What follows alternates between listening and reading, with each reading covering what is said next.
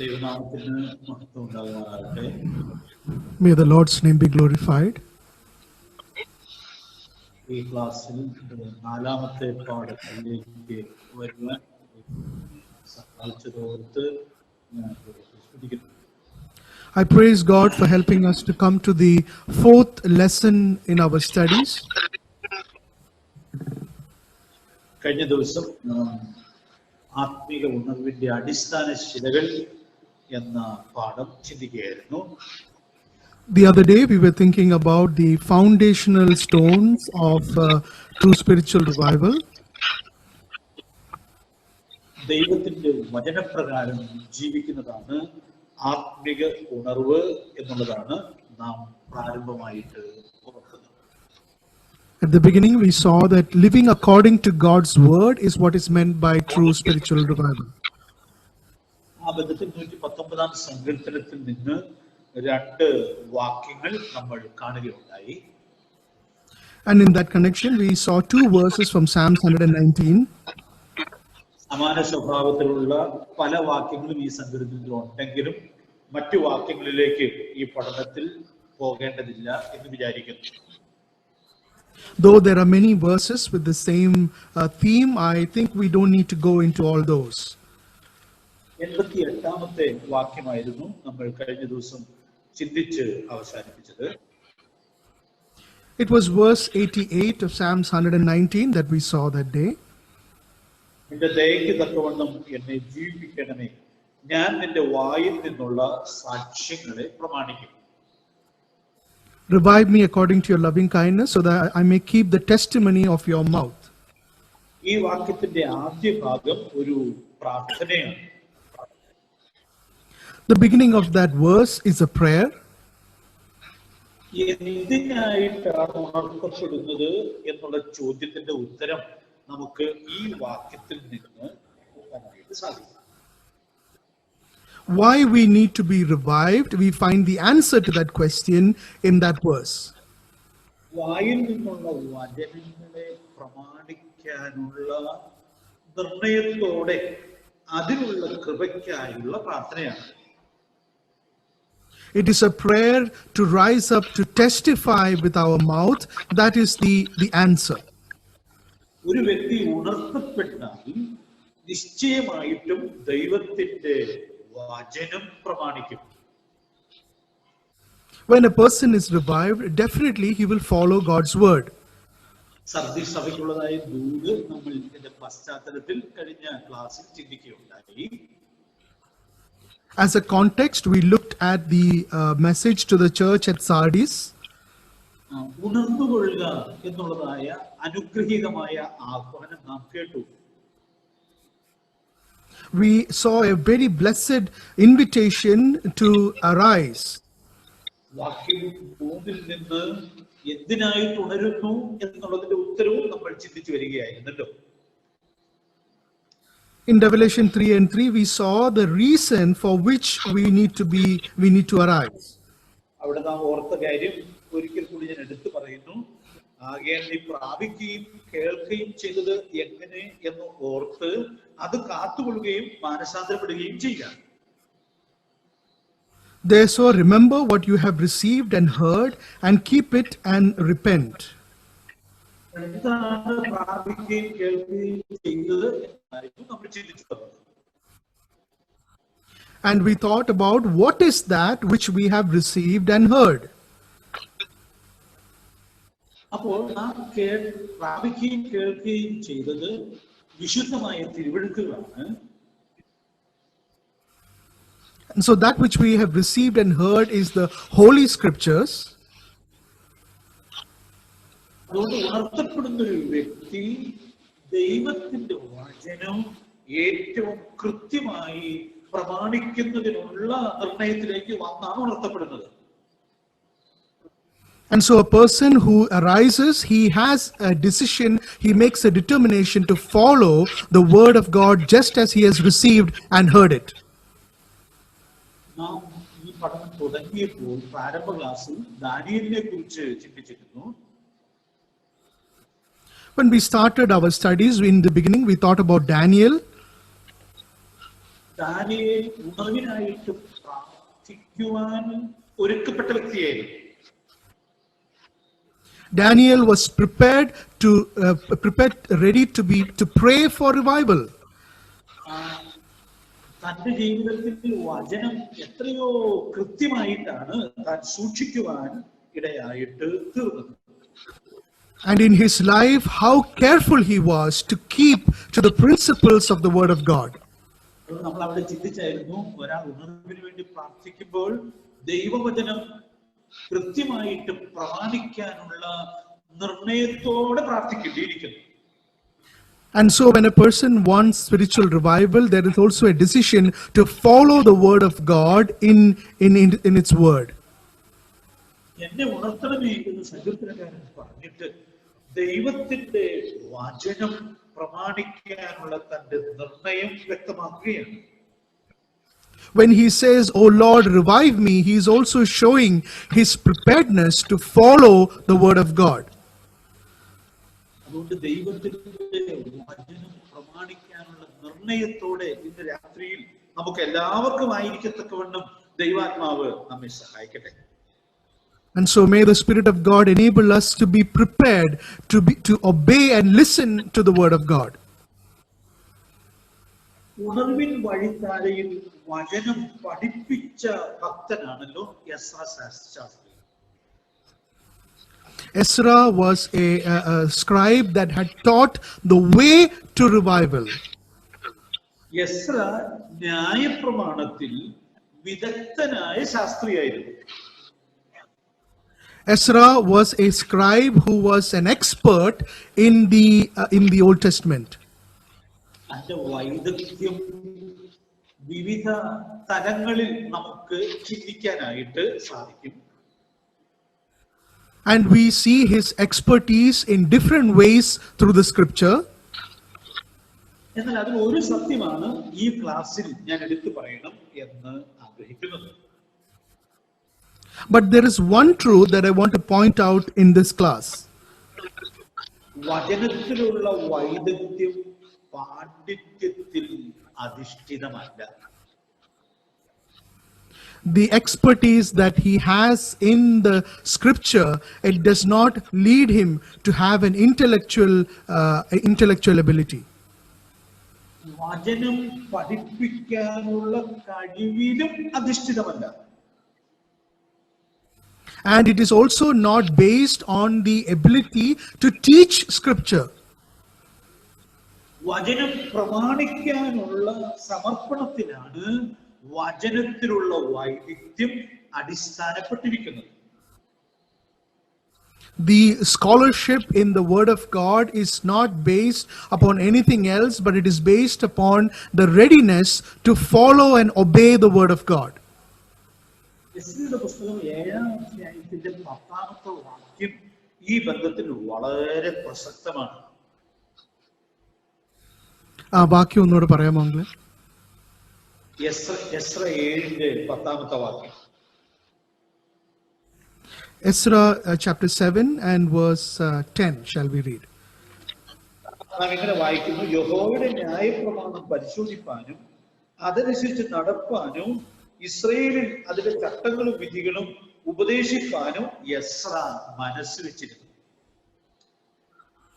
For Ezra has set his heart to study the law of the Lord, to practice it, and to teach his statutes and ordinances in Israel. 3 കാര്യത്തിനായിട്ട് Ezra മനസ്സ് വെച്ചിരുന്നു എന്നുള്ളതാണ് ഈ വാക്യത്തിൽ നാം വായിക്കുന്നത്. There are 3 things that Ezra set his heart to.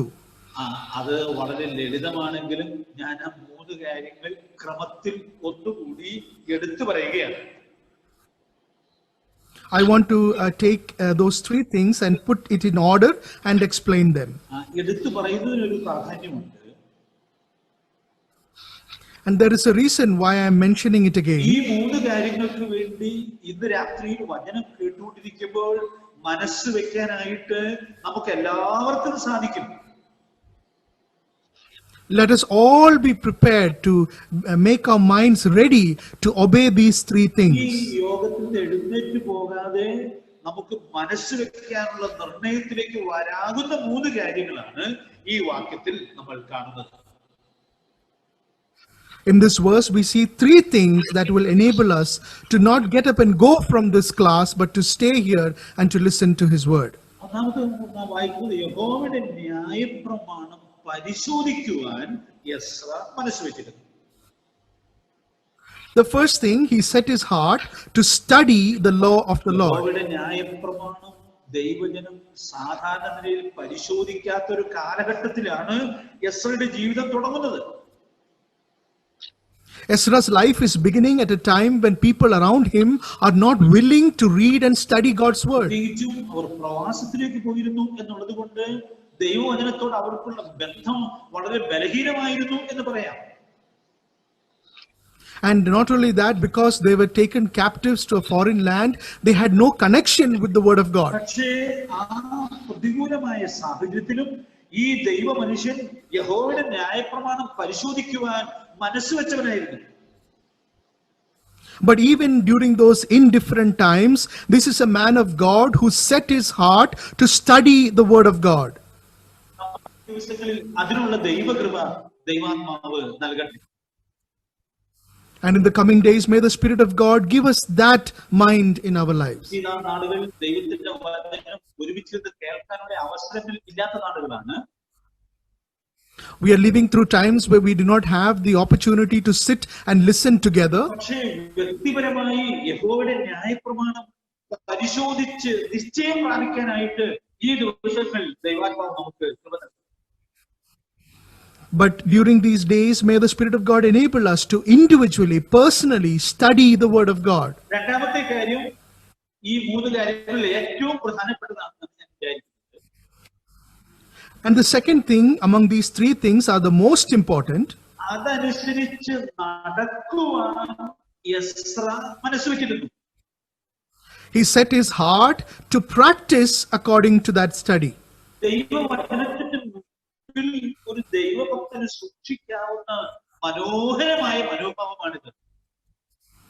Before the word of God, this is a wonderful attitude that a child of God can have. ആ വചനത്തിൽ നിന്ന് ഒത്തിരി കാര്യങ്ങൾ പഠിക്കാൻ ശ്രമിക്കുന്നതിലധികം മനസ്സിലായ കാര്യങ്ങൾ അനുസരിക്കാനുള്ളതായ സമർപ്പണം ദൈവസന്നിധിയിൽ സൂക്ഷിക്കുവാൻ ദൈവത്തിന്റെ ആത്മാവ് നമ്മെ സഹായിക്കും. May the Spirit of God enable us to surrender ourselves to not that we study so many things, but what we have learnt and studied, let us keep them and follow them. രാത്രിയിൽ നാം തിരുവഴുത്തിലൂടെ കടന്നു പോകുമ്പോൾ ഇന്ന് രാത്രിയിൽ നമുക്ക് മനസ്സിലാകുന്ന വചനം അതുപോലെ പ്രമാണിക്കാനുള്ള തീരുമാനത്തോടെ ദൈവസന്നിധിയിൽ ആയിരിക്കേണ്ടതിന് കർത്താവ് നമുക്ക് കൃപ നൽകും. And tonight, as we sit in the presence of God's word, let us have that mind to practice it exactly as it is written. അനുസരിക്കാൻ ഒരുക്കമുള്ള ഒരു മനസ്സ് വചനം തന്ന കർത്താവിന് വളരെ സന്തോഷമുള്ള ഒരു മനസ്സാണ്. A mind that is willing to obey His word, the Lord who has given us that mind, He is really pleased in that. നമ്മുടെ കർത്താവ് ഹൃദയങ്ങളെയും അന്തരീന്ദ്രിയങ്ങളെയും ശോധന ചെയ്യുന്നവനാണ്. Our Lord is a God who examines the intentions and the thoughts of our heart. അതുകൊണ്ട് ഇന്ന് രാത്രിയിൽ ദൈവത്തിന്റെ സന്നിധിയിൽ ഇരിക്കുമ്പോൾ ദൈവം എന്നോട് എന്ത് പറഞ്ഞാലും കർത്താവേ ഞാൻ അത് അനുസരിക്കാൻ ഒരുക്കമാണെന്നുള്ളതായ മനസ്സൊരുക്കത്തോടുകൂടി ആയിരിക്കാൻ ദൈവാത്മാവ് നമ്മെ സഹായിക്കട്ടെ. And so tonight, as we sit before the word of God, whatever the Lord is asking us, let us have a mind to obey Him. മൂന്നാമത്തെ കാര്യം, ഇസ്രായേലിൽ അതിന്റെ ചട്ടങ്ങളും വിധികളും ഉപദേശിക്കാൻ എസ്ര മനസ്സ് വെച്ചിരുന്നു. And the third thing, he set his heart to teach his statutes and ordinances in Israel. കാരണം അന്ന് ഇസ്രായേലിൽ ഉപദേശിക്കുക എന്നുള്ളത് വളരെ ശ്രമകരമായൊരു കാര്യമായിരുന്നു. Because at that time to teach Israel was a great effort. അവരുടെ ജീവിതത്തിന്റെ താളം തെറ്റിയ അവസ്ഥയിൽ അവർ പ്രവാസത്തിൽ മുൻപോട്ട് പോയിക്കൊണ്ടിരിക്കുകയായിരുന്നു. They are living in captivity and they are living a life where the rhythm of their life is not there anymore. പക്ഷേ ഇതിനായിട്ട് മനസ്സ് വെച്ച എസ്രയ്ക്ക് ദൈവത്തിന്റെ ദൈവത്തെ പഠിപ്പിക്കാനുള്ള അവസരങ്ങൾ ദൈവം ഒരുക്കി കൊടുത്തു എന്നുള്ളത് ദൈവത്തിന്റെ സർവാധികാരത്തിൽപ്പെട്ട കാര്യമാണ്. But Ezra, when he set his heart to study the word, God prepared him and made him ready to teach his people. അതുകൊണ്ട് ഇന്ന് രാത്രിയിൽ ദൈവവചനത്തിൽ നാം ആയിരിക്കുമ്പോൾ ഈ 3 കാര്യങ്ങൾക്കായിട്ട് നമ്മുടെ മനസ്സുകളെ ഏകാഗ്രമാക്കുവാൻ ദൈവത്തിന്റെ പരിശുദ്ധാത്മാവ് നമ്മെ സഹായിക്കട്ടെ. And so tonight, as we sit in the presence of God, may the Spirit of God enable us to consider these 3 things that is before us. ഇതിൽ രണ്ടാമത്തെ കാര്യം, നടുവിലത്തെ കാര്യം ഞാൻ അല്പം കൂടി ഒന്ന് വിശദീകരിക്കാനായിട്ട് ശ്രമിക്കുകയാണ്. I want to explain the second point a little bit more. ലോകത്തിൽ ഏത് വിഷയവും പഠിച്ചാൽ പഠിപ്പിക്കാം. Any subject in this world, if we study, we can teach. പക്ഷെ ദൈവത്തിന്റെ വചനം പഠിപ്പിക്കേണ്ട വിധം പഠിപ്പിക്കണമെങ്കിൽ അതനുസരിച്ച് നടക്കുവാൻ കഴിയണം. But the word of God, if it has to be taught in the way that it has to be taught, then it has to be lived initially and then only it can be taught. നമ്മുടെ കർത്താവ് ലോക ചരിത്രത്തിലെ നിസ്തുല്യനായൊരു ഗുരുനാഥനാണ്. The Lord Jesus Christ is a wonderful figure, a historical figure in the world. നമുക്കറിയാം നമ്മുടെ കർത്താവിന്റെ പഠിപ്പിക്കലുകൾ എത്രയോ മനോഹരമായിരുന്നു, എത്ര വിശേഷപ്പെട്ടതായിരുന്നു. We know that the teachings of our Lord, they were so marvelous and wonderful. Mathai സുവിശേഷം 7-ാം അധ്യായത്തിൽ 28-29 വാക്യങ്ങൾ വായിക്കുമ്പോൾ നമ്മുടെ കർത്താവിന്റെ ഉപദേശത്തിന് പിന്നിലുള്ള അധികാരത്തെ കുറിച്ച് നാം അവിടെ വായിക്കുന്നു. In Matthew chapter 7 and verse 28 and 29, the Lord, behind his teaching, the authority that he had, we see from there. ഈ വചനങ്ങളെ യേശു പറഞ്ഞു തീർന്നപ്പോൾ പുരുഷാരം അവന്റെ ഉപദേശത്തിൽ വിസ്മയിച്ചു. അവരുടെ ശാസ്ത്രിമാരെ പോലെയല്ല, അധികാരമുള്ളവരായിട്ട് അത്രേ അവൻ അവരോട് ഉപദേശിക്കുന്നു. When Jesus had finished these words, the crowds were amazed at his teaching, for he was teaching them as one having authority and not as their scribes. കർത്താവിന്റെ അധികാരത്തിന്റെ പിൻപിലുള്ള കാരണം എന്തായിരുന്നു എന്നുള്ളത് ഈ പരാമർശത്തിൽ തന്നെ വ്യക്തമാണ്. From this portion, we understand what was the authority behind his teaching. ശാസ്ത്രിമാരുടെ ഉപദേശത്തിന്റെ അധികാരം ചോർന്നു പോയത് അറിവ് കുറവ് കൊണ്ടല്ല. The reason why the authority of the scribes were lost, it is not because they were lacking in knowledge. വാക്ചാതുര്യക്കുറവ് കൊണ്ടുമല്ല. It is not because they were lacking in the oratory skills. പിന്നെയോ അവരുടെ ജീവിതത്തിലുള്ള പ്രാഗൽഭ്യക്കുറവായിരുന്നു അതിന് കാരണം. But the reason was that they were not, in their lives, they were not found worthy to teach. പ്രായോഗിക ജീവിതത്തിലാണ്. And that worthiness is achieved by living a practical life. അതുകൊണ്ട് പ്രിയപ്പെട്ടവരെ, ദൈവത്തിന്റെ വചനം പ്രമാണിച്ച് ജീവിക്കുക എന്നുള്ളത് എത്രയോ പ്രധാനപ്പെട്ടതായ. And so, dearly beloved, following the word of God, see how important it is. ഒരുപാട് ദിവസം 1-ാം അധ്യായത്തിന്റെ 3-ാം വാക്യത്തിൽ 3 ഭാഗ്യവാന്മാരെ നമ്മൾ കാണുന്നുണ്ട്. In Revelation chapter 1 and verse 3, we see 3 blessed people. ദൈവത്തിന്റെ വചനം വായിച്ച് കേൾപ്പിക്കുന്നവർ ഭാഗ്യവാന്മാരാണ്. Blessed is he who reads those words. ആ വചനം കേൾക്കുന്നവർ ഭാഗ്യവാന്മാരാണ്. Blessed are those who hear the words. അത് പ്രമാണിക്കുന്നവർ ഭാഗ്യവാന്മാരാണ്. Blessed are those who heed those words. നിങ്ങൾക്കറിയാമോ, വെളിപ്പാട് പുസ്തകം 22-ാം അധ്യായത്തിൽ 7-ാമത്തെ വാക്യത്തിൽ വരുമ്പോൾ അവിടെ ഒരു ഭാഗ്യവാനേ ഉള്ളൂ. But when we come to Revelation chapter 22 and verse 7, there is only one blessed man. കർത്താവ് പറഞ്ഞു, ഇതാ ഞാൻ വേഗം വരുന്നു, ഈ പുസ്തകത്തിലെ പ്രവചനം പ്രമാണിക്കുന്നവൻ ഭാഗ്യവാൻ. The Lord says, behold, I come quickly. Blessed is he who heeds the words of the prophecy. അതുകൊണ്ട് ഇന്ന് രാത്രി ഞാൻ ഊന്നി പറയാൻ ആഗ്രഹിക്കുന്ന കാര്യം, ദൈവത്തിന്റെ വചനം പ്രമാണിക്കുന്നവരായിട്ട് ഈ സാക്ഷ്യം വഹിക്കുവാൻ നമുക്ക് സാധിക്കേണ്ടിയിരിക്കുന്നു. And so I want to stress and say tonight that may the Lord enable us to heed his word and to follow his word in our lives. ശാസ്ത്രിമാർക്ക് പറ്റിയ പരാജയം നമുക്ക് പറ്റാതിരിക്കട്ടെ. The failure that happened in the lives of the scribes, let that not happen in our life. Mathai സുവിശേഷം 23-ാം അധ്യായത്തിന്റെ ആദ്യത്തെ 3 വാക്യങ്ങളിൽ നമ്മുടെ കർത്താവ് അവരുടെ പരാജയം വ്യക്തമാക്കുന്നുണ്ട്.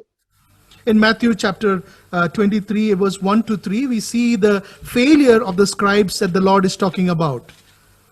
അനന്തരം യേശു പുരുഷാരത്തോടെ തന്റെ ശിഷ്യന്മാരോട് പറഞ്ഞത്, ശാസ്ത്രിമാരും പരീക്ഷന്മാരും മോശയുടെ പീഠത്തിരിക്കുന്നു. ആകയാൽ അവർ നിങ്ങളോട് പറയുന്നതൊക്കെയും പ്രമാണിച്ച് ചെയ്യുവിൻ. അവരുടെ പ്രവൃത്തികൾ പോലെ ചെയ്യരുത് താനും. അവർ പറയുന്നതല്ലാതെ ചെയ്യുന്നില്ലല്ലോ. So this is the words that the Lord is talking to the scribes, about the scribes and Pharisees. അവിടെ ശാസ്ത്രിമാരുടെ പരാജയം കർത്താവ് എത്രയോ വ്യക്തമായി പറയുക.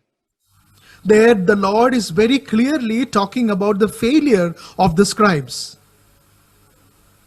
ഒടുവിലത്തെ വാചകമൊന്നുകൂടി ഞാൻ എടുത്ത് പറയട്ടെ, അവർ പറയുന്നതല്ലാതെ ചെയ്യുന്നില്ലല്ലോ. The last word we read there, therefore they say things and do not do them. ആ ഒന്നാം വാക്യത്തിൽ ഒരു പരാമർശം ഞാൻ ഇന്ന് വേറിട്ട് ഓർക്കാൻ കഴിയുന്നത്. And from the first verse, as I meditated, I was thinking like this. ഇത് കർത്താവിന്റെ ശിഷ്യന്മാരും കുറിക്കൊള്ളേണ്ട മുന്നറിയിപ്പാണ്. This was a warning that was also for the disciples to heed. കർത്താവിന്റെ ശിഷ്യന്മാർക്ക് ഈ പരാജയം സംഭവിക്കുവാൻ സാധ്യതയുണ്ടായിരുന്നു എങ്കിൽ നമുക്ക് എത്രയോ അധികം സാധ്യത.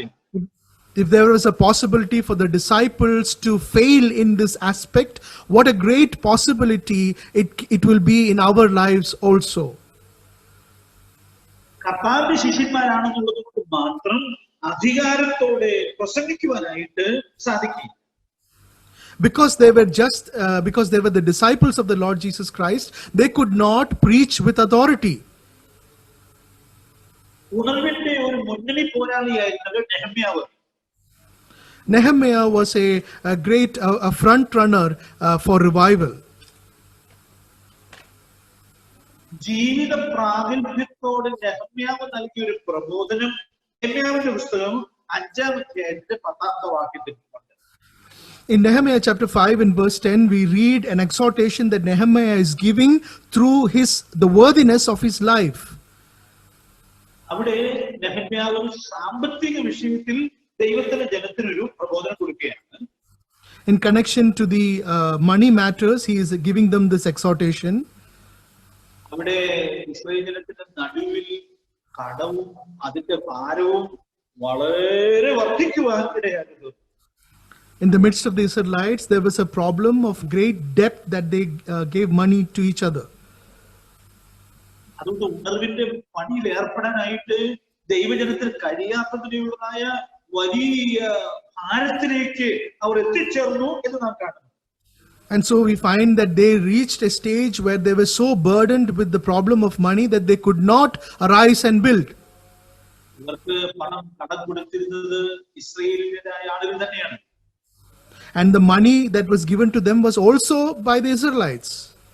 ഇത് ഈ ആശയം മനസ്സിൽ വെച്ചുകൊണ്ട് നമുക്ക് 10-ാമത്തെ വാക്യം വായിക്കാം. Keeping this in mind, shall we read verse 10 of Nehemiah? ഞാനും എന്റെ സഹോദരന്മാരും എന്റെ ഭൃത്യന്മാരും അവർക്ക് ദ്രവ്യവും ധാന്യവും കടം കൊടുത്തിരിക്കുന്നു. നാം ഈ പലിശ ഉപേക്ഷിച്ചു കളഞ്ഞു. And likewise, I, my brothers and my servants are lending them money and grain. Please let us leave off this usury. നിങ്ങൾ എല്ലാവരും പലിശ ഉപേക്ഷിക്കണം എന്ന് നെഹമ്യാവ് പ്രബോധിപ്പിച്ചാൽ അവിടെയും ആശയം വ്യക്തമാണ്. When Nehemiah is exhorting them to leave off this usury, there also the message is very clear. പക്ഷേ നെഹമ്യാവും സഹോദരന്മാരും ഇവർക്ക് കടം കൊടുത്തിട്ടുണ്ട്. എന്നിട്ട് തന്നെയും കൂടെ ഉൾപ്പെടുത്തി നെഹമ്യാവ് പറയുകയാണ്, നാം ഈ പലിശ ഉപേക്ഷിച്ച്. Even Nehemiah has given these people the loan, but he is including himself and saying, let us leave off that which we have given them. ദൈവത്തിന്റെ ദാസൻ ജീവിത പ്രാഗൽഭ്യത്തിൽ കൊടുത്തതായ ഈ ആഹ്വാനവും ജനം ആദരവോടെ അനുസരിച്ചു. And this authority that God had given Nehemiah because of his life, the people, they accepted it willingly. ഞാൻ പുതിയ നിയമത്തിലൂടെ ഒരു മാതൃകാ പുരുഷനെ ചൂണ്ടിക്കാണിക്കുകയാണ്. I want to point a person from the New Testament as well. അപ്പോസ്തലനായ പൗലോസ് ഈ കാര്യത്തിൽ വളരെ മനോഹരമായൊരു മാതൃകയാണ്. Apostle Paul is a wonderful example in this aspect. തന്റെ ജീവിതവും പ്രസംഗവും തമ്മിൽ യോജിപ്പിക്കത്തക്കവണ്ണം താൻ എത്രയോ ശ്രദ്ധാലുവായിരുന്നു എന്നുള്ളത് നാം കാണുന്നു. We see that he was so very careful so that his life and his preaching were going together. അനേക വാക്യങ്ങൾ എന്റെ മനസ്സിൽ വരുന്നതിൽ ഒരു വാക്യം മാത്രം ഞാൻ സൂചിപ്പിക്കാം എന്ന് വിചാരിക്കുന്നു. I want to point out one verse. 9-ാമത്തെ അധ്യായത്തിന്റെ 27-ാമത്തെ വാക്യം വളരെ പരിചയമുള്ള വാക്യമാണ് എന്ന് എനിക്കറിയുന്നത്. Shall we read 1 Corinthians chapter 9 and verse 27? മറ്റുള്ളവരോട് പ്രസംഗിച്ച ശേഷം ഞാൻ തന്നെ കൊള്ളരുതാത്തവനായി പോകാതിരിക്കേണ്ടതിന് എന്റെ ശരീരത്തെ ദണ്ഡിപ്പിച്ച് അടിമയാക്കി അത്രേ ചെയ്യുന്നു. But I discipline my body and make it my slave, so that after I have preached to others, I myself will not be disqualified. തന്റെ ജീവിതം പ്രസംഗത്തിന് അനുസൃതമായി സൂക്ഷിക്കത്തക്കവണ്ണം എത്രയോ ത്യാഗപൂർണമായ മനോഭാവം നാം ഈ ദൈവഭക്തനിൽ കാണുകയാണ്. We see in this great man of God that he is disciplining his body so that his message and his life would be correlated together. അതുകൊണ്ട് ഞാൻ ക്രിസ്തുവിന്റെ അനുകാരിയായിരിക്കുന്നവരെ നിങ്ങളും എന്റെ അനുകാരികളായിരിക്കുമെന്ന് പ്രാഗൽഭ്യത്തോടെ പറയുവാൻ ഒരു തടസ്സവുമില്ലായിരുന്നില്ല. And that is why Apostle Paul was so willingly able to say, "Be followers of me, just as I have been a follower of Christ." ഫിലിപ്പിയർ 4-ാം അധ്യായത്തിൽ 9-ാമത്തെ വാക്യത്തിൽ ഞാൻ പരാമർശിക്കുന്നത്. Let me also talk about Philippians chapter 4 and verse 9. എന്നോട് പഠിച്ചും ഗ്രഹിച്ചും കേട്ടും കണ്ടുകൊണ്ടത് പ്രവർത്തിപ്പിൻ എന്ന് ധൈര്യമായി ആഹ്വാനം ചെയ്യുകയാണ് പൗലോസ്. He is exhorting them with great confidence, saying that the things you have learned and received and heard and seen in me. തന്റെ ജീവിതത്തിൽ കണ്ടതുപോലെ പ്രവർത്തിക്കാനുള്ള ആഹ്വാനമാണ് ഈ ദൈവദാസൻ നൽകുന്നത്. He is giving an invitation to them to practice according to what they have seen in his life. അതുകൊണ്ട് പ്രിയപ്പെട്ടവരെ, അധികാരത്തോടെ ദൈവത്തിന്റെ വചനം ശുശ്രൂഷിക്കുവാൻ സാധിക്കുമാറ് നമുക്ക് നമ്മുടെ ജീവിതത്തെ വചനത്തിന് അനുസൃതമായി സൂക്ഷിക്കുവാൻ ദൈവത്തിന്റെ പരിശുദ്ധാത്മാവ്. And so if we need to minister the word of God with authority, may the Spirit of God enable us to keep our lives in connection with the word and as in obedience to the word of God. Ezra വചനപ്രകാരം ജീവിച്ചു എന്നുള്ളത് മാത്രമല്ല. We read there that Ezra had lived according to the word of God. Ezra പഠിപ്പിക്കുവാൻ മനസ്സുള്ള ആൾ ആയിരുന്നു. There we find that Ezra was willing to teach God's word. ദൈവത്തിന്റെ വചനം പഠിപ്പിക്കുക എന്നുള്ളത് ആ കാലഘട്ടത്തിൽ ഏറെ ശ്രമകരമായ കാര്യമായിരുന്നു. And during those days it was very difficult to teach others the word of God. പക്ഷെ ആ ബദ്ധപ്പാട് മുഴുവനും എല്ലാ ഉത്സാഹത്തോടും കൂടി ഈ ദൈവഭക്തൻ ഏറ്റെടുത്തിരുന്നു എന്നുള്ളത് നാം കാണുകയാണ്. But we find here that he took all the burden upon him and he was willing to take that effort to teach. ഞാൻ പുതിയമത്തിലെ ഒരു വാക്യം ഈ ഉത്സാഹത്തിന് നിദാനമായി ചൂണ്ടിക്കാണിക്കുന്നു. And to show you about that zeal, I want to point out one verse from the New Testament. സഹമൂപ്പന്മാരുടെ ശുശ്രൂഷയെ കുറിച്ച് പറയുമ്പോൾ 1 തിമോഥെയോസ് 5-ാം അധ്യായത്തിന്റെ 17-ാമത്തെ വാക്യത്തിൽ ഈ സത്യം മനോഹരമായി വ്യക്തമാക്കുന്നു.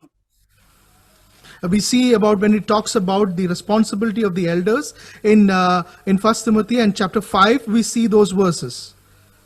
5-ാം അധ്യായത്തിന്റെ 17-ാമത്തെ വാക്യത്തിൽ വായിക്കുന്നു, നന്നായി ഭരിക്കുന്ന മൂപ്പന്മാരെ പ്രത്യേകം വചനത്തിനും ഉപദേശത്തിനും അധ്വാനിക്കുന്നവരെ തന്നെ ഇരട്ടി മാനത്തിന് യോഗ്യരായി എണ്ണുക.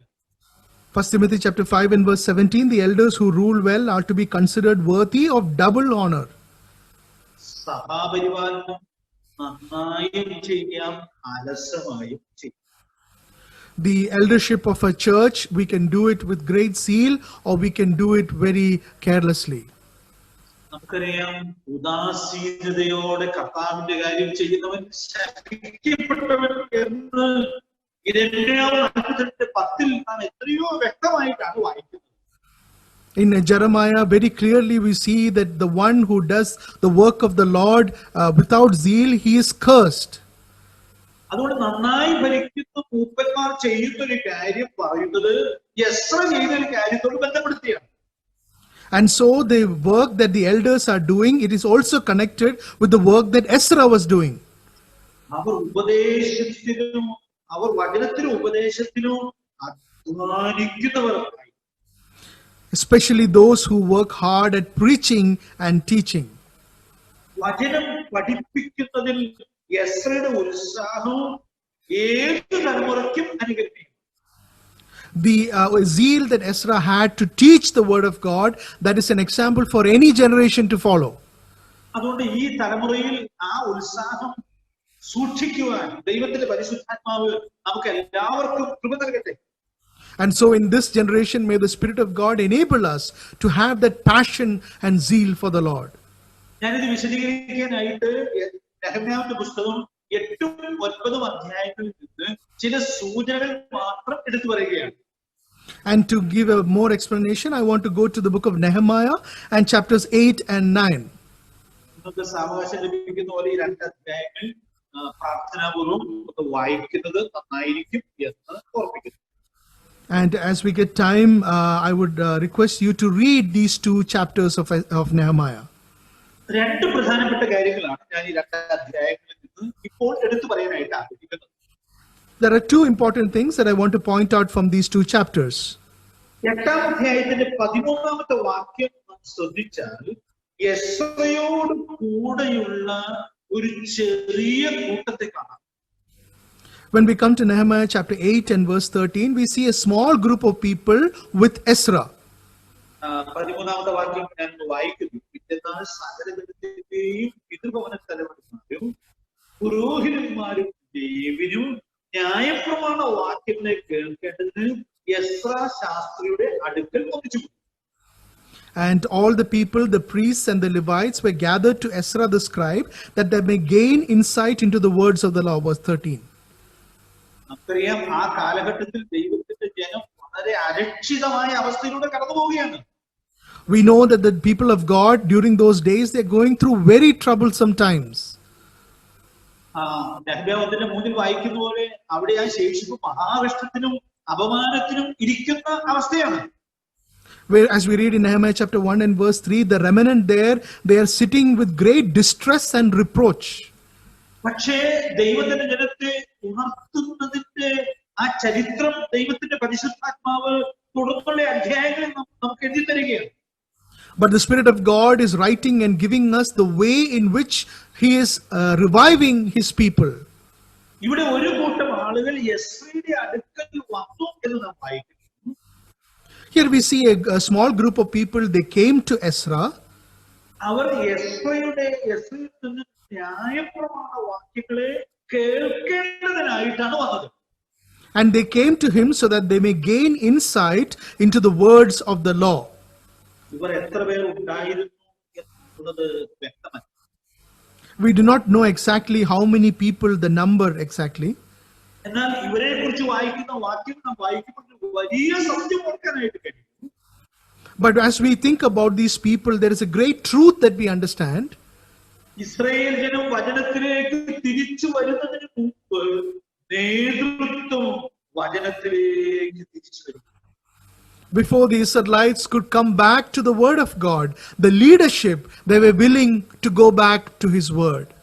പിതൃഭവന തലവന്മാരും പുരോഹിതന്മാരും ലേവ്യരും ദൈവത്തിന്റെ വചനത്തിലേക്ക് തിരിച്ചു വരികയാണ്.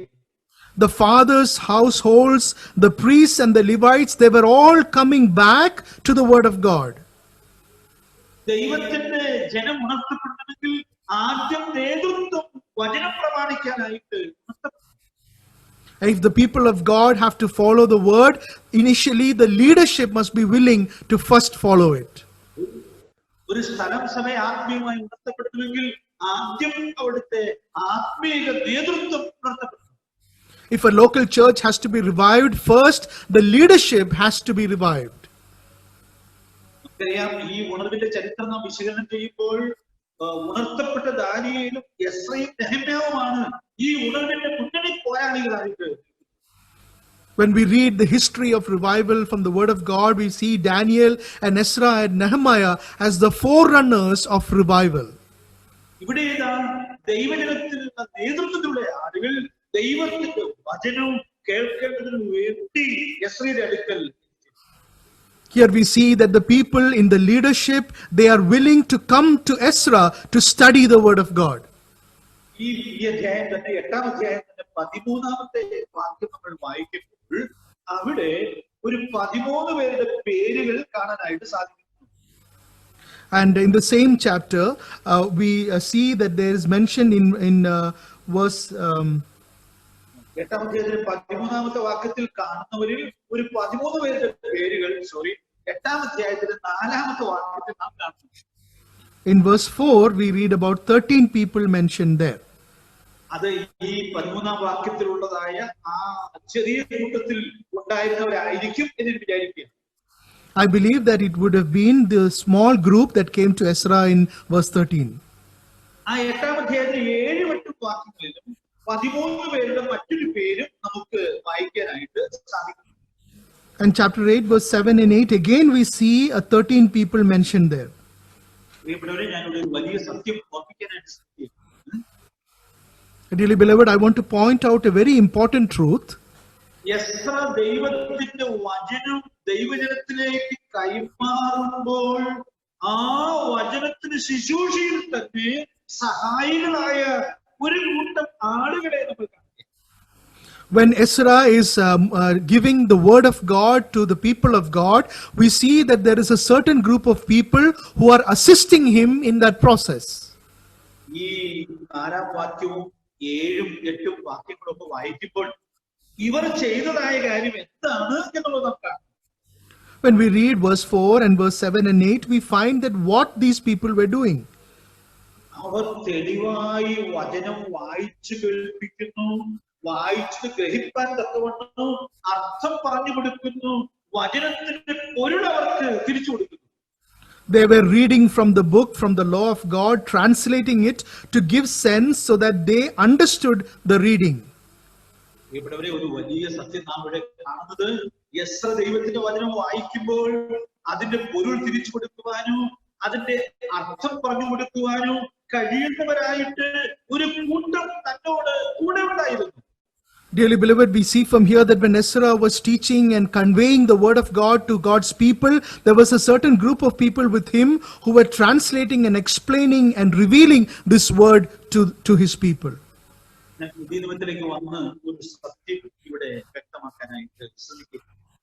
I want to come to the New Testament and add another truth. അപ്പോസ്തലനായ പൗലോസ് പറയുന്ന വാക്കുകളുടെ പൊരുൾ തിരിച്ചു കൊടുക്കാനായിട്ട് കഴിയുന്ന ചിലർ പൗലോസിനോട് കൂടെ ഉണ്ടായിരുന്നു. There were certain people with Apostle Paul who were willing to examine and reveal the word that Apostle Paul was saying. തിമോഥെയോസും തീത്തോസും ഒക്കെ അവരിൽ മുൻനിരക്കാരായിരുന്നു എന്നുള്ളത് നമുക്കറിയാം. And we find that Timothy and Titus were the front runners in helping Apostle Paul. ഞാനൊരു സത്യം ഇങ്ങനെ ഓർപ്പിക്കട്ടെ. Let me point a truth like this. കർത്താവ് നൽകിയ ശിഷ്യത്വ നിയോഗത്തിന്റെ നിഴലാണ് ഈ ഉണർവിൻ ചരിത്രത്തിൽ നാം കാണുന്നത്. The appointment of discipleship that the Lord has given, we see the shadow of that in all these aspects. ഈ തലമുറയിൽ കർത്താവ് നൽകിയ ശിഷ്യത്വ നിയോഗത്തിലേക്ക് മടങ്ങി വരാനായിട്ട് നമുക്ക് കഴിയേണ്ടിയിരിക്കുന്നു. In this generation, let us come back to the discipleship appointment that the Lord has given us. കർത്താവ് നൽകിയ ശിഷ്യത്വ നിയോഗം നാം ഈ കാലഘട്ടത്തിൽ വിസ്മരിച്ചു പോയി എന്നാണ് എനിക്ക്. I think that often we have forgotten that appointment to discipleship that the Lord has given us. ശിഷ്യത്വ നിയോഗത്തിൽ നിന്ന് സെക്യുലർ ആയിട്ടുള്ള വചന പഠനത്തിലേക്ക് വഴിമാറിപ്പോയ കാലമായിട്ടാണ് ഇത് ഇരിക്കുന്നത്. I believe that from the appointment to discipleship, from that we have transformed into a place where we have started secularly teaching. ശിഷ്യത്വ നിയോഗത്തിലേക്ക് മടങ്ങി വന്നാലേ ദൈവസഭകൾക്ക് ദൈവികമായ വളർച്ച പ്രാപിക്കുവാനായിട്ട് കഴിയുള്ളൂ. Only if we come back to the appointment of discipleship will the church be able to arise and do what the Lord is intending us to do. നമ്മുടെ കർത്താവ് നൽകിയ ശിഷ്യത്വ നിയോഗം എത്രയോ വ്യക്തമാണ്. In the Lord's time when he was on this earth, how clearly he had given that discipleship appointment. സുവിശേഷം 28-ാമത്തെ വാക്യം നമുക്കെല്ലാം മനഃപ്പാഠമാണെന്നാണ് ഞാൻ വിചാരിക്കുന്നത്. I believe that we know Matthew chapter 28 and verse 20 very well. ഞാൻ നിങ്ങളോട് കൽപ്പിച്ചതൊക്കെ പ്രമാണിപ്പാൻ തക്കവണ്ണം ഉപദേശിച്ചുകൊണ്ട് സകല ജാതികളെയും ശിഷ്യരാക്കിക്കൊള്ളുവിൻ, ഞാനോ ലോകാവസാനത്തുള്ള എല്ലാ നാളും നിങ്ങളോട് കൂടെയുണ്ട് എന്ന് അരുളിച്ചെയ്തു. Verse 19 and 20, go therefore and make disciples of all the nations, baptizing them in the name of the Father and the Son and the Holy Spirit, teaching them to observe all that I have commanded. അതുകൊണ്ട് ശിഷ്യത്വ നിയോഗം യുഗാവസാനം വരെ സൂക്ഷിക്കേണ്ടുന്ന അനുഗ്രഹീതമായ നിയോഗം. And so this appointment to discipleship is a blessed truth that has to be kept until the very end. അതുകൊണ്ട് ആത്മീയ ഉണർവിന്റെ വഴിത്താരയിൽ ദൈവത്തിന്റെ വചനം പ്രമാണിക്കുന്ന ഒരു കൂട്ടത്തെ എസ്ര തന്നോട് ചേർത്ത് നിർത്തിയിരുന്നു എന്നുള്ളത് എത്രയോ മനോഹരമായ ഒരു കാര്യമാണ്. And so in that time of revival, we find that Ezra had a certain group of people who were so very close to him all the time. നമ്മുടെ സ്ഥലം സഭകളിലൂടെ ഈ അനുഗ്രഹീതമായ നിയോഗം ഈ ദിവസങ്ങളിൽ നിർവഹിക്കപ്പെടത്തക്കവണ്ണം നമ്മെ തന്നെ ഒരുക്കേണ്ടതിന് ദൈവത്തിന്റെ പരിശുദ്ധാത്മാവ്. In our local churches, this blessed appointment, let that happen, and let us all be willing and ready so that God will do this in our churches. Ezra പഠിപ്പിച്ച രണ്ടാമത്തെ തലത്തിലേക്ക് ഞാൻ വരണം എന്ന് ആഗ്രഹിക്കുന്നു. I want to come to the second place where Ezra had taught. Ezra ഉപദേശിച്ച വലിയൊരു കൂട്ടത്തെ നമുക്ക് ഈ ചരിത്രത്തിൽ കാണാനായിട്ട് സാധിക്കും. In this history, we see a great number of people that Ezra had taught. 8-ാമത്തെ അധ്യായത്തിന്റെ 2-ാമത്തെ വാക്യം ഞാൻ ഉദാഹരണത്തിനായിട്ട് വായിക്കുന്നു. Shall we read Nehemiah chapter 8 and verse 2? 7-ാം മാസം 1-ാം തീയതി എസ്രാ പുരോഹിതൻ പുരുഷന്മാരും സ്ത്രീകളും കേട്ട് ഗ്രഹിപ്പാൻ പ്രാപ്തിയുള്ള എല്ലാവരുമായ സഭയുടെ മുമ്പാകെ ന്യായപ്രമാണം കൊണ്ടുവന്നു. Then Ezra the priest brought the law before the assembly of men, women, and all who could listen with understanding on the first day of the 7th month. ഒരുമിച്ച് കൂടിയ ആളുകളുടെ പ്രത്യേകത ഈ വാക്യത്തിൽ നമ്മൾ കാണുകയാണ്. We find the speciality of the people who gathered there. പുരുഷന്മാരും സ്ത്രീകളും കേട്ട് ഗ്രഹിപ്പാൻ പ്രാപ്തിയുള്ള എല്ലാവരും ഒരുമിച്ച് കൂടി. There were men, women, and all who could listen with understanding, they gathered together. 8-ാം അധ്യായത്തിൽ 1-ാമത്തെ വാക്യത്തിൽ വായിക്കുന്നു, സകല ജനവും വിശാല സ്ഥലത്ത് ഒരുമനപ്പെട്ട് വന്നു. Nehemiah 8 and verse 1, and all the people gathered as one man at the square. ഉണർവിൻ കാലത്തിന്റെ ഒരു പ്രത്യേകത ഞാൻ ഈ 2 വാക്യങ്ങളിൽ പരാമർശിച്ച് ഓർപ്പിക്കട്ടെ. The time of revival, I want to point out these 2 words and tell you the truth. ആബാലവൃദ്ധം ഒരുമിച്ച് കൂടുന്നതാണ് ആത്മീയ ഉണർവിൻ കാലത്തിന്റെ. And one of the most specialities of a time of revival is when all the people, when they are gathered together. മാത്രമല്ല മറ്റൊരു പ്രത്യേകത കൂടി ഈ വായിച്ച വാക്യത്തിലുള്ളത്, ഒരുമനപ്പെട്ട് ഒരുമിച്ച് കൂടുന്നതാണ് ആത്മീയ ഉണർവിൻ കാലത്തിന്റെ പ്രത്യേകത. And another uniqueness we see there is that when all of us with one mind in unity, when we come together, that is where we have spiritual revival.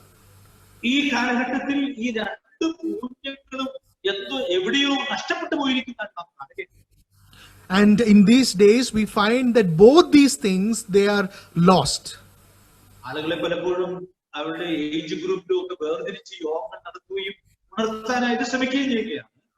We find that people have been, they are grouped according to their ages, and we try to revive them. പലപ്പോഴും നമുക്ക് ഒരുമിച്ച് കൂടുന്നുണ്ടെങ്കിലും ഒത്തൊരുമയോടെ കൂടാൻ കഴിയാത്തതായ നിലയിൽ പിശാച് അനൈക്യത ഇടയ്ക്കാണ്. Many times, though we come together, there is no unity among us, and Satan has brought that disunity in among us. ഇവിടുത്തെ 11-ാം അധ്യായത്തിൽ 11-ാം അധ്യായം പുതിയ നിയമത്തിലെ വളരെ മനോഹരമായ അധ്യായമാണ്. 1 Corinthians and chapter 11 is a very beautiful chapter in the New Testament. കർത്തൃമേശയെ സംബന്ധിക്കുന്ന അനുഗ്രഹീതമായ ഉപദേശം വെളിപ്പെടുത്തുവാനായിട്ട് ദൈവം പ്രസാദിച്ച അധ്യായമാണ്. It is a chapter that was that God had told about his table. പക്ഷേ അതിന്റെ 17-ാമത്തെ വാക്യത്തിൽ പൗലോസ് അപ്പോസ്തലൻ പറയുന്നത്, ഇനി ഞാൻ ആജ്ഞാപിക്കാൻ പോകുന്ന കാര്യത്തിൽ നിങ്ങളെ പ്രശംസിക്കുന്നില്ല. But when we come to verse 17, he says that I do not praise you, Apostle Paul says. അതുകൊണ്ടാണ് പറയുന്നതിന്റെ കാരണം അവിടെ വ്യക്തമാക്കുന്നത്. And he also explains why he is saying that. അവര് ഒരുമിച്ച് കൂടുന്നെങ്കിലും അവർക്ക് ഐക്യതയോടെ ഒരുമിച്ച് കൂടാനായിട്ട് സാധിക്കുന്നില്ല.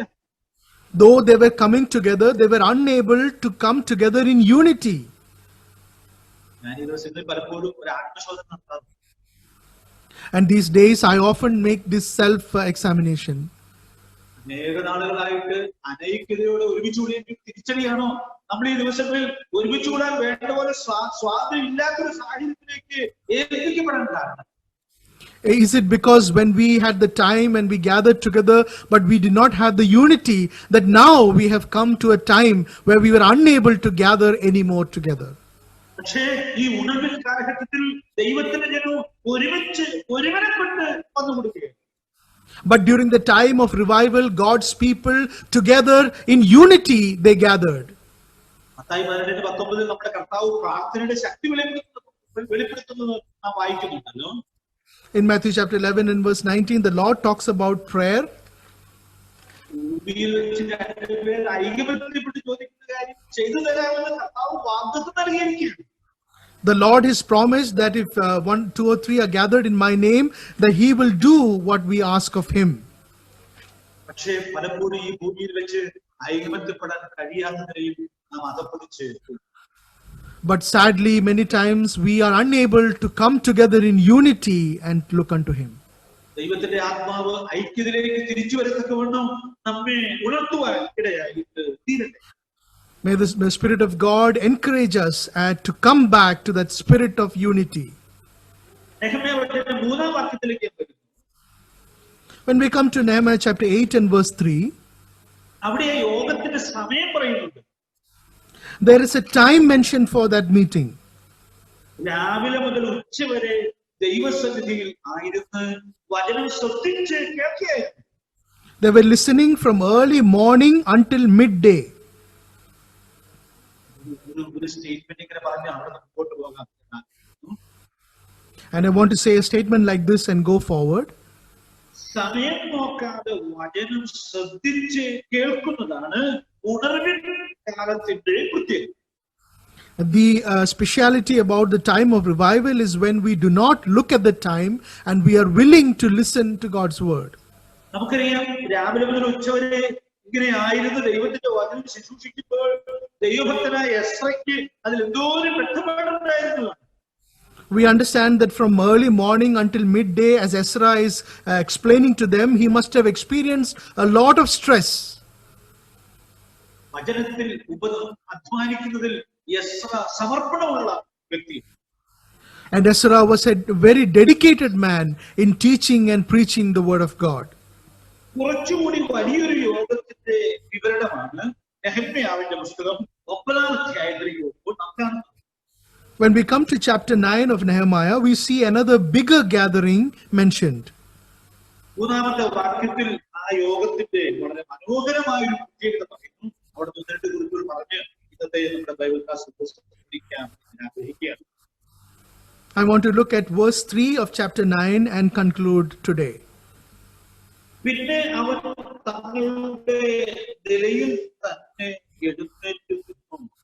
അന്ന് ഒരു യാമത്തോളം തങ്ങളുടെ ദൈവമായ യഹോവയുടെ ന്യായപ്രമാണ പുസ്തകം വായിച്ചു കേൾക്കുകയും പിന്നെ ഒരു യാമത്തോളം പാപങ്ങളെ ഏറ്റുപറഞ്ഞ് തങ്ങളുടെ ദൈവമായ യഹോവയെ നമസ്കരിക്കുകയും ചെയ്തു. They read from the book of the law of the Lord their God for a fourth of the day, and for another fourth they confessed and worshipped the Lord their God. ഈ വേദഭാഗത്ത് നാം ശ്രദ്ധിക്കുമ്പോൾ 6 മണിക്കൂറോളം നീണ്ട യോഗത്തിന്റെ ചരിത്രമാണ് ദൈവാത്മാവ് ഇവിടെ രേഖപ്പെടുത്തുന്നത്. As we study this portion, we understand that it is a gathering that is going on for 6 hours. 3 മണിക്കൂർ അവർ ദൈവത്തിന്റെ വചനം വായിച്ചു കേൾക്കുകയായിരുന്നു. For 3 hours, they were reading from the book of the Lord. വാചാലമായ പ്രസംഗമല്ല അവർ കേട്ടത്. They were not listening to an oratory message there. പിന്നെയോ ദൈവത്തിന്റെ വചനം ദീർഘമായ മണിക്കൂറുകൾ അവർ കൂട്ടമായി നിന്ന് വായിച്ച് കേൾക്കുകയായിരുന്നു. But they were sitting together and listening to the word of God that was being read for many hours.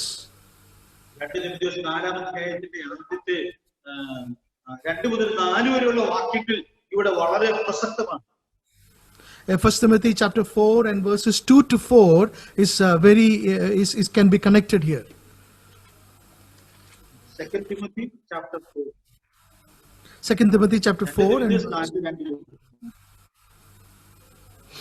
വചനം പ്രസംഗിക്കുക, സമയത്തിനും അസമയത്തിനും ഒരുക്കി നിൽക്കുക, സകല ദീർഘക്ഷമയോടും ഉപദേശത്തോടും കൂടെ ശാസിക്കുക, തർജ്ജനം ചെയ്യുക, പ്രബോധിപ്പിക്കുക. അവർ പത്യോപദേശം കൊടുക്കാതെ കർണരസമാകുമാറ് സ്വന്തം മോഹങ്ങൾക്കൊത്തവണ്ണം ഉപദേഷ്ടാക്കന്മാരെ പെരുക്കുകയും സത്യത്തിന് ചെവി കൊടുക്കാതെ കെട്ടുകഥ കേൾപ്പാൻ തിരികെയും ചെയ്യുന്ന കാലം വരും.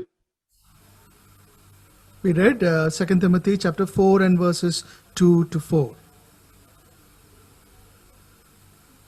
ഈ വാക്യങ്ങൾ നാം ശ്രദ്ധിക്കുമ്പോൾ ഇവിടുത്തെ ചില പ്രസ്താവനകൾ മാത്രം പറഞ്ഞ് ഞാൻ മുമ്പോട്ട് പോകാം എന്ന് ആഗ്രഹിക്കുകയാണ്. As we read these verses, I want to point out certain statements and quickly move forward. വചനം വചനമായി കേൾക്കാനുള്ള വാഞ്ചയാണ് ഉണർവിന്റെ കാലഘട്ടത്തിന്റെ പ്രത്യേകത. The peculiarity of the time of revival is that people are willing to listen to the word as it is read. പത്യോപദേശത്തെ പ്രിയപ്പെടുന്നതാണ് ഉണർവിൻ കാലത്തിന്റെ പ്രത്യേകത. And the time of revival, people are willing to accept they endure the sound doctrine.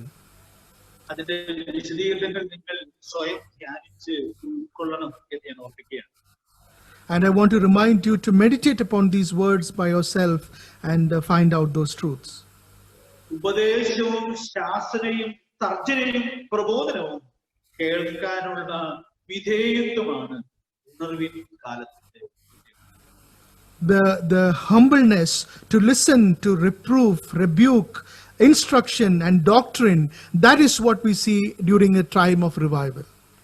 നമ്മുടെ സ്ഥലസഭകളിൽ ഈ ഗുണനിലവാരം സൂക്ഷിക്കപ്പെടുന്നു എന്നുള്ളത് വളരെ പരമാർത്ഥമായി പരിശോധിക്കുവാൻ ദൈവത്തിന്റെ പരിശുദ്ധാത്മാവ്. May the Spirit of God enable us to examine and see that in our local churches, if these things are kept dear unto us. കർണരസമാകുന്ന പ്രസംഗത്തിന്റെ പിന്നാലെ ദൈവജനം പോകുന്നത് ഉണർവിന്റെ ലക്ഷണം. People, children of God, going after preaching that is good to the ears, that is not the time of revival. കെട്ടുകഥ കേൾപ്പാൻ തിരിയുന്നത് ഉണർവിന്റെ ലക്ഷണമല്ല.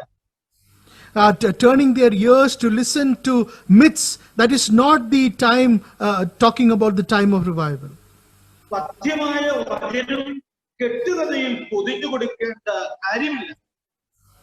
There is no reason to cover the pure word of God in myths and give it like that. അതുകൊണ്ട് പ്രിയപ്പെട്ടവരെ, ഉണർവിൻ കാലഘട്ടത്തിൽ ദൈവത്തിന്റെ ജനം എത്രയോ അനുഗ്രഹീതമായ നിലയിലേക്കാണ് ദൈവവചനത്തോടുള്ള ആഭിമുഖ്യത്തിൽ എത്തിച്ചേരുവാൻ ഇടയായിട്ടുണ്ട്. And so during the times of revival, how eagerly, how much desire the people of God have to come back to the word of God. അതുകൊണ്ട് പ്രിയപ്പെട്ടവരെ, ഈ നാടുകളിൽ ഈ വലിയ മൂല്യത്തിലേക്ക് മടങ്ങി വരേണ്ടതുപോലെ മടങ്ങി വരത്തക്കൊണ്ട് ദൈവത്തിന്റെ പരിശുദ്ധാത്മാവ് നമുക്ക് സമൃദ്ധമായുള്ള ദൈവകൃപ. And so may the Spirit of God give us abundant grace to come back to these very truths of the Scripture. ആ വാക്യത്തിൽ കാണുന്ന രണ്ടാമത്തെ പ്രധാനപ്പെട്ടതായ കാര്യം, The second important thing that we see from that verse, 3 മണിക്കൂർ അവർ പാപങ്ങളെ ഏറ്റുപറഞ്ഞ് ക്രമപ്പെട്ടു. for 3 hours they confess their sins and their iniquities. ആ സമയ വിഭജനം എത്രയോ മനോഹരമാണ്. What a blessed time that would have been. അവർക്ക് യാതൊരു ബന്ധപ്പാടും ഉണ്ടായിരുന്നു. They did not have any other worry. അവർ ശാന്തമായി 3 മണിക്കൂർ സമയം ദൈവവചനം കേട്ടു. അടുത്ത 3 മണിക്കൂർ സമയം ആ വചനം തങ്ങളുടെ ജീവിതത്തോട് ബന്ധപ്പെടുത്തി അവർ ഉൾക്കൊള്ളുകയായിരുന്നു. Very patiently they stood and they listened to the word of God for 3 hours, and for the next 3 hours that word of God impacted their lives and we see their reaction. ആത്മീക ഉണർവിന്റെ കാലഘട്ടത്തിൽ ദൈവത്തിന്റെ ജനം തങ്ങളെ തന്നെ താഴ്ത്തി തങ്ങളുടെ പാപങ്ങളെ കണ്ടെത്തുന്നതാണ് അതിന്റെ പ്രത്യേകത.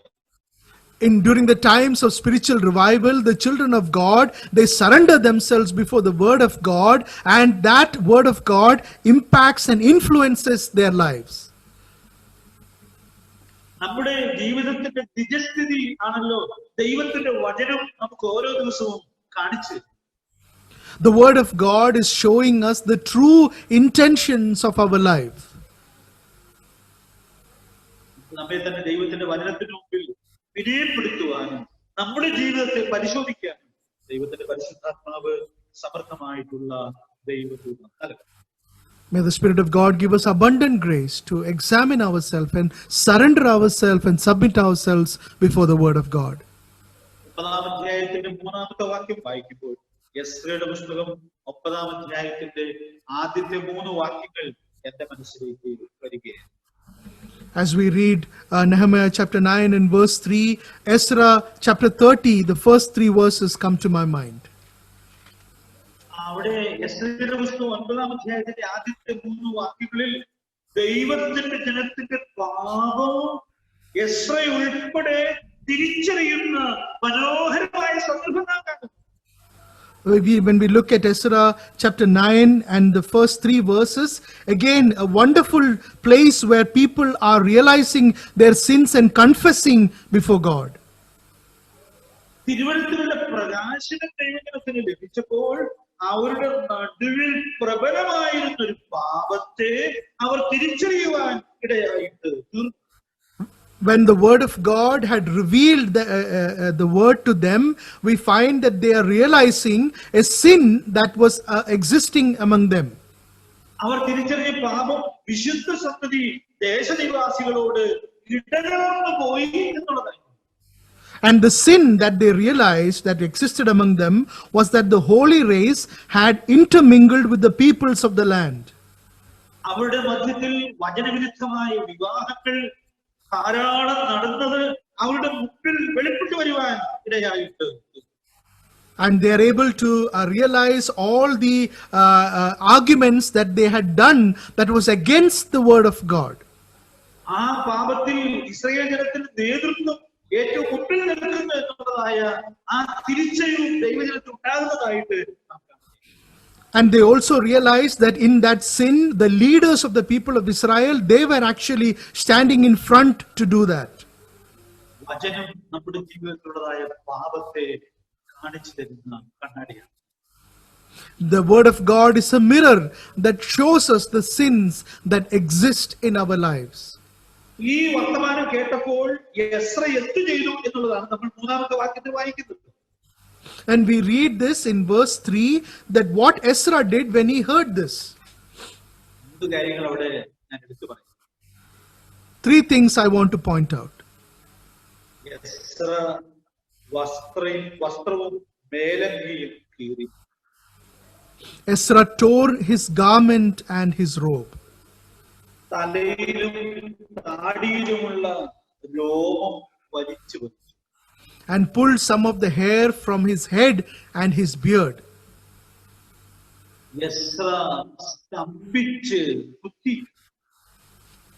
We see Ezra is stunned and he is crying sorrowfully before God. തന്റെ ജനത്തിന്റെ പാപം കണ്ട് എസ്ര ദൈവസന്നിധിയിൽ വീണുകിടന്ന് വിലപിച്ചു. When Ezra is seeing the sin of the people of God, he is falling prostrate before God and crying out to God. മൂന്നാമത്തെ വാക്യവുമായിട്ട് ഈ ചരിത്രത്തിനൊരു ബന്ധമുണ്ട്. And this also is related to the other verse that we read earlier. ഇപ്പോൾ എസ്രയിലൂടെ വചനം കേട്ടവർ തങ്ങളുടെ പാപങ്ങളെ ഏറ്റുപറഞ്ഞുകൊണ്ട് ദൈവസന്നിധിയിൽ വിനയപ്പെടുകയാണ്. Here those who have heard the words of Ezra, they are humbling themselves before the presence of God and they are confessing their sins. ഒരു മനുഷ്യനിൽ വെളിപ്പെട്ട ആത്മീയ ഉണർവിന്റെ ലക്ഷണവും Israel സഭയുടെ മുഴുവൻ ഉണർവിൻ ലക്ഷണമായിട്ട് മാറുകയാണ്. The spiritual revival that had happened in the life of one man, it is then impacting the whole of Israel and leading to the revival of the whole of Israel. വചനത്തിലേക്ക് മടങ്ങി വന്ന എസ്രയുടെ ശുശ്രൂഷ ദൈവത്തിന്റെ ജനവും വചനത്തിലേക്ക് മടങ്ങി വന്ന് തങ്ങളുടെ പാപങ്ങളെ കണ്ടെത്തുവാൻ കാരണമായി. Ezra, who had returned back to the word of God, we see there that the people of God are also coming back to the word of God and they are confessing their sins before God. തങ്ങളുടെ പാപങ്ങളെ മറയ്ക്കുന്നത് ഉണർവിന്റെ ലക്ഷണം. And covering up the sins, that is not the sign of revival. സദൃശ്യ 28:13 ഏറെ സുപരിതമാണ്. Proverbs chapter 22 and verse 13 is very familiar. 28. തന്റെ ലംഘനങ്ങളെ മറയ്ക്കുന്നവന് ശുഭം വരികയില്ല, ഏറ്റുപറഞ്ഞു വീക്ഷിക്കുന്നവനും കരുതും. Proverbs chapter 28 and verse 13. He who conceals his transgressions will not prosper, but he who confesses and forsakes them will find compassion. 3 യാമത്തോളം ദൈവത്തിന്റെ വചനം കേട്ട ദൈവത്തിന്റെ ജനം തങ്ങളുടെ പാപങ്ങളെ അടുത്ത 3 യാമങ്ങൾ ഏറ്റുപറഞ്ഞ് ദൈവസന്നിധിയിൽ For 3 hours, the people of God, as they heard the word of God, for the next 3 hours, we find that they are confessing their sins before God. പാപങ്ങളെ ഏറ്റുപറഞ്ഞ് ഉപേക്ഷിക്കുന്നതാണ് ഉണർവിന്റെ ലക്ഷണം. A true sign of revival is when we confess our sins before God and forsake those sins. രാത്രിയിൽ ക്ലാസിന്റെ ഒടുവിലത്തെ സമയത്തേക്ക് നാം വരുമ്പോൾ നമുക്ക് നമ്മുടെ ജീവിതത്തെ പരിശോധിക്കുവാൻ നാം കേട്ട തിരുവഴുത്തിന്റെ മുമ്പിൽ ഏതൊക്കെ പാപങ്ങളാണോ ഏറ്റുപറയേണ്ടത് ഏറ്റുപറയാനും ദൈവാത്മാവ് നമ്മെ. Tonight, as we come to the last portion of our class, let us look at our own lives and see what are the sins that we need to confess before God, and let us confess them and forsake them from our lives. പരമാർത്ഥ ഹൃദയത്തോടെ വചനമാകുന്ന കണ്ണാടിയുടെ മുമ്പിൽ നമ്മെ തന്നെ നിർത്തിക്കൊടുക്കത്തക്കവണ്ണം ദൈവാത്മാവ് നമുക്ക് ഏവർക്കും കൃപ നൽകട്ടെ. May the Spirit of God give us the grace that we make ourselves stand before the Word of God, which is a mirror unto us. നിയമത്തിന്റെ സന്ദേശം നമുക്ക് പരിചയമുണ്ട്. We know the message of the New Testament.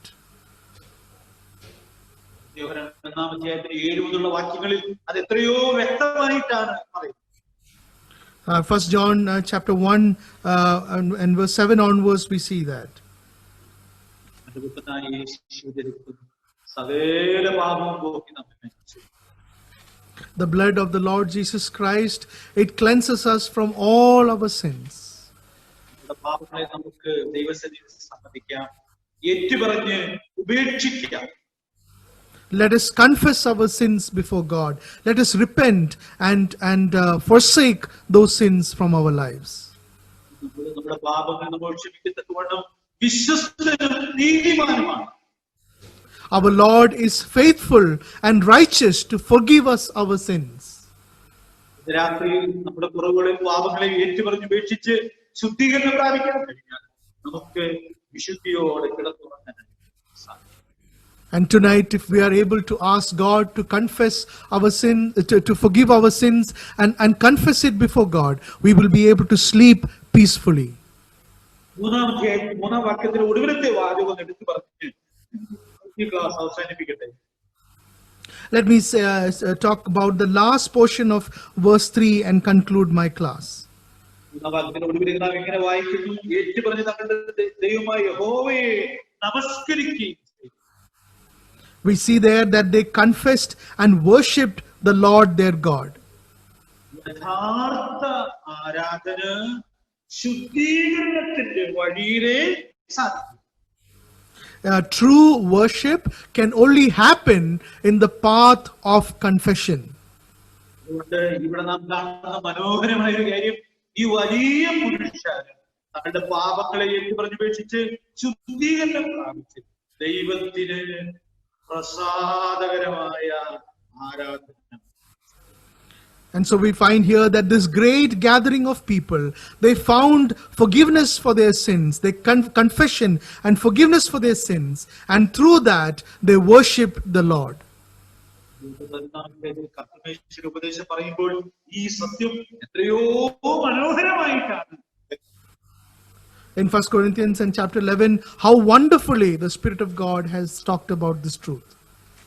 ദൈവം തന്നെത്താൻ ശോധന ചെയ്ത് പാപങ്ങളെ ഏറ്റുപറഞ്ഞുപേക്ഷിച്ച് ശുദ്ധീകരണം പ്രാപിക്കും. ശുദ്ധിയോടെ ദൈവത്തെ ആരാധിക്കുവാൻ. A child of God, when he examines his own life and when he confesses and asks forgiveness and finds forgiveness in the sight of God, that is when he worships God in true holiness and purity. ദൈവത്തിന്റെ വചനം ഉപദേശിക്കുന്നതിൽ എത്ര പുലർത്തിയതായ ബന്ധപ്പാടും അധ്വാനവും എത്ര മനോഹരമായ ഫലം കാണാൻ കാരണമായി. And we see there that the effort and struggle that Ezra took to teach the word of God, what a great implication, what a great result that had brought about. ഈ വചന ശുശ്രൂഷ ശക്തമായ നിർണയങ്ങളിലേക്ക് ദൈവത്തിന്റെ ജനത്തെ നയിച്ചു. And that word ministry, it led for the people of God to make strong decisions in their lives. അടുത്ത ക്ലാസ്സിൽ ഞാനത് സൂചിപ്പിക്കാം. And I believe that I will also be talking about those things in the coming classes. ദൈവത്തിന്റെ വചനത്തിന്റെ ശുശ്രൂഷ നല്ല നല്ല നിർണയങ്ങൾ ചെയ്ത് കർത്താവിന് പ്രസാദകരമായ സാക്ഷ്യം സൂക്ഷിക്കുവാൻ ദൈവത്തിന്റെ പരിശുദ്ധാത്മാവ് സഹായിക്കും. And so may the Spirit of God enable us to surrender ourselves before the Word of God and find confession and forgiveness and come back to His Word and live sincere lives before Him. വചനത്തിലേക്ക് മടങ്ങി വന്ന് വചനപ്രകാരം ജീവിക്കുന്നതാണ് ആത്മീക. Coming back to the Word of God and living according to the Word of God, that is the sign of true spiritual revival. ദൈവത്തിന്റെ നാമം മഹത്വപ്പെടട്ടെ. ഈ തിരുവെഴുത്തുകൾ പ്രായോഗികമാക്കുവാൻ കർത്താവ് നമ്മെ സഹായിക്കട്ടെ. May the Lord's name be glorified and may He enable us to put these words into practice in our lives.